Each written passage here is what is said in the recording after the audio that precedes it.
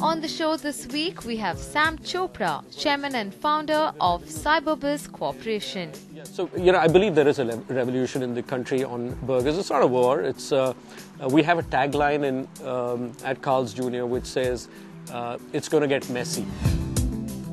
In news, Rory McIlroy wins Top Player honor, chosen as the European Tour Player of the Year. And Shankar Das wins McLeod Russell Tour Golf Championship.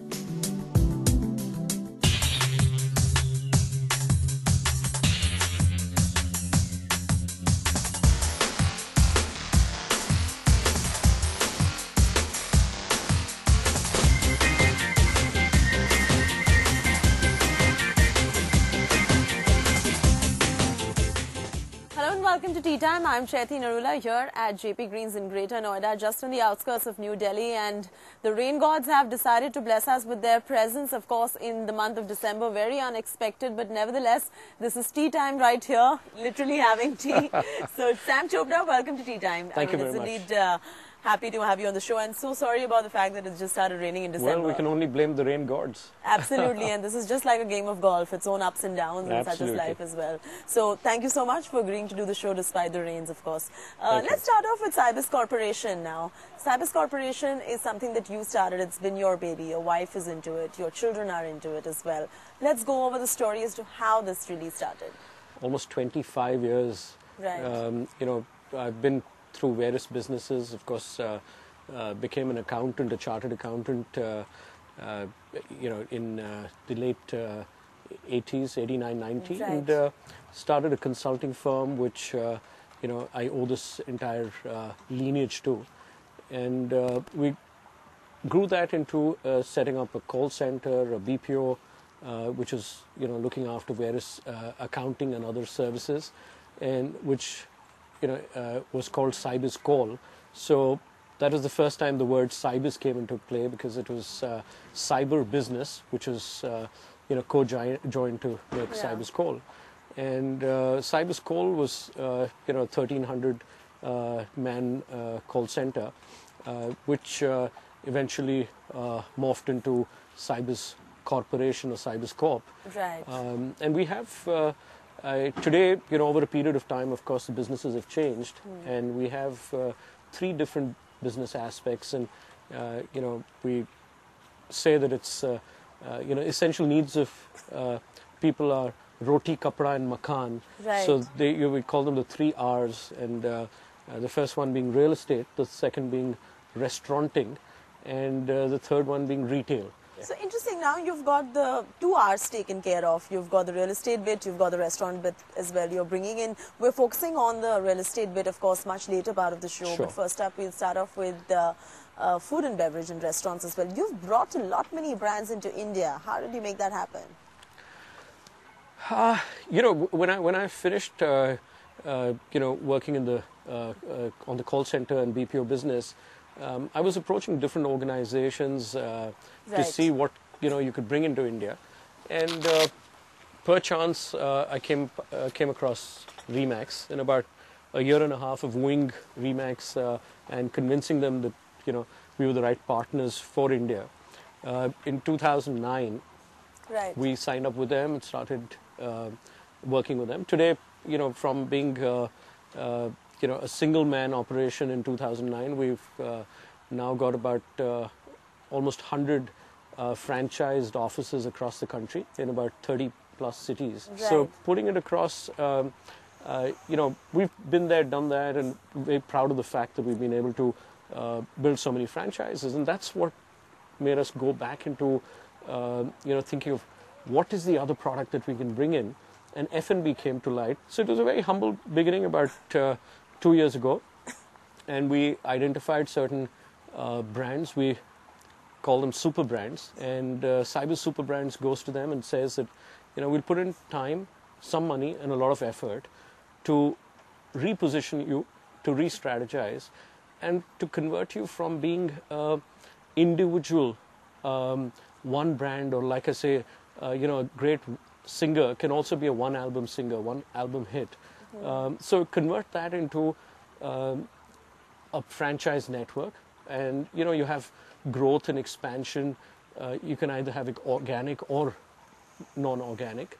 So we chose the franchise route, and we've had some measured success because it takes a lot of time to take the person out of the process and slowly build them into a brand of recognition. Absolutely. Now, the next thing that I was going to touch upon was bringing Carl's Jr. into India. Now, how are you going to be positioning Carl's Jr.? I believe you're not targeting the target market here in India, and you're seeing a lot of this burger wars, per se, that you're seeing in this country with Wendy's existing. You've got McDonald's, you've got Burger Kings already in India.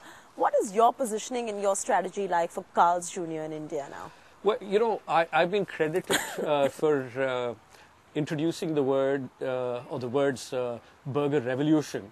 And, really? Yeah, so, I believe there is a revolution in the country on burgers. It's not a war. It's we have a tagline at Carl's Jr. which says, it's going to get messy.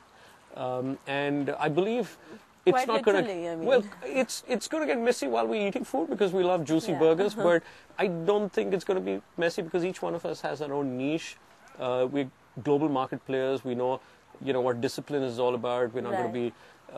there may be some price wars, some, product, tripping. You trip on each other's toes to build a better product and similar products. But more or less, at least as far as Carl's Jr. is concerned, I believe we have a very strong niche market. We have, premium, quick service burgers. Right. And we choose to remain in that category, so we do not compete with those global brands that are already in the market, those that were there before and those that have just come in. So it's still a quick service restaurant, and it's a restaurant, not really a store where you're picking up food and running away. Right. And you get service. Customers need service. They need pampering. And so we give you all of that. Interesting. Now, when are you launching Carl's Juniors in India? I believe April 2015. Are you on track with that launch? We are on track with the launch. April 2015 is when we will have the first restaurant opened, and we believe we'll have five restaurants in the Delhi NCR market opened at in 2015 in the first rollout. How do you define the total size of the burger market in India at the moment? Keeping in mind, of course, Carl's Jr. in mind. Well, as far as the size is concerned, I've read reports of 90 to 100 million. Being the size of the market. That's the Crystal report. The Crystal report. But my belief is that it is probably 3 to 5 times that size. All right, so on that note, it's a good time now for us to take a quick breather right here on TeeTime. We will stay in conversation with the dynamic Sam Chopra, and we're discussing the burger market and the QSR market in much detail. Stay tuned. We'll be right back. Thank you for staying with us on TeeTime, and welcome back. We're still in conversation with Sam Chopra of Cybiz Corporation, and we were talking about bringing Carl's Jr. into India. Now, Carl's Jr. is targeting a net revenue of about 2.5 lakh, thereabout Indian rupees per day. At what point do you think you're operationally breaking even and making profits for yourself as well? There are two kinds of, there's a store or a restaurant break-even, and there is obviously a corporate break-even for the company. I believe that between 2 to 2.5 lakhs, or 200,000 to 250,000 rupees, average daily sales is what we're targeting for. When I say that's break-even, of course, for us means, this balance of break-even is different for different people. Correct. For us, it includes a fair share of profit for the store because there is management time, money and expertise that is being used. So we're targeting definitely over 250,000 ADS per store. And for flagship stores and others, the numbers should be much higher than that. And when it comes to the period, how long will it take for break-even? I believe that 18 months to 24 months is an ideal time for a restaurant to break even. And when it comes to the entity, the company to reach the objective of break even, then it should be about 3 years or more. By when you would be able to say that yes, you have been able to get the sufficiency of break even. When you bring these brands into India, and you've got too many of them, of course, do you sit down with them and help the people who are buying the franchise of you as well to localize a lot into QSR? Because today localization is the buzzword, whether it is the Domino's Pizza or a Dunkin' Donuts or a burger for that matter, whether it's McDonald's, everyone is bringing in that local flavor to it. How does the whole paradigm change when you're localizing a lot of your food as well to suit the Indian palate? You know, it depends really. I have very mixed feelings for it, and I don't know which one's better, honestly. Yeah. A lot of people say that, you know, I'm going in for the American, the ultimate American experience when I go into a burger chain, because that is what they're offering. Absolutely. So, you know, a recent, you know, a burger restaurant that, you know, they've just launched in India. So I heard, you know, why they're not serving this particular kind of meat, and we were hoping they'd have the same range in India. That makes me believe that people want the ultimate experience of what they've eaten in that international chain or restaurant in another city. They want it to be replicated here, irrespective of the you know, fact. So all we're doing is really replicating the contemporary look of, say, the restaurant, the ambience, the service, the uniform, but not the food. So that's one side of the spectrum. The other side says, but we're Indians. We have an Indian palate. We want our chutneys, you know, rather than just the sauces. We want, you know, vegetarian food, of course, and most of the global burger chains don't have vegetarian, you know, on their menu offerings in the global market.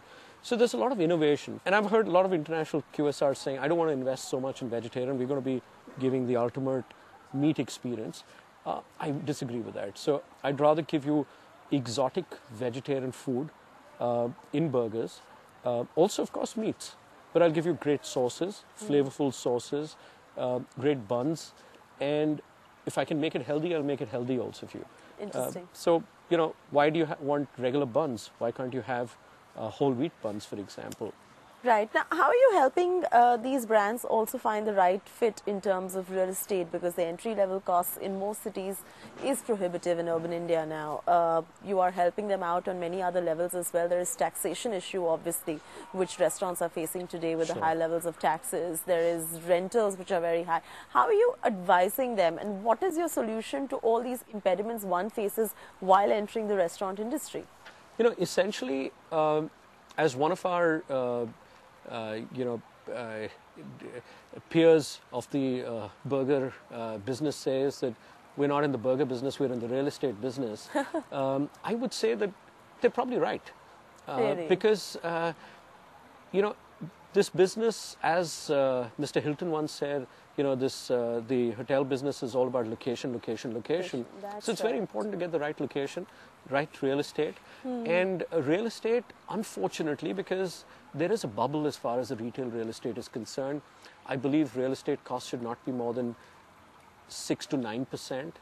In India, I've seen certain... Much higher. Yeah, I've seen, you know, almost a quarter of your revenues, you know, on a flagship restaurant, you're paying towards, you know, the rentals, which is frankly ridiculous. Right. And so one's got to be very careful of how much you spend. One can get overboard.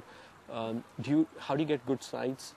We have an advantage because we have a you know, parent company and a parent brand called Remax, which is actually...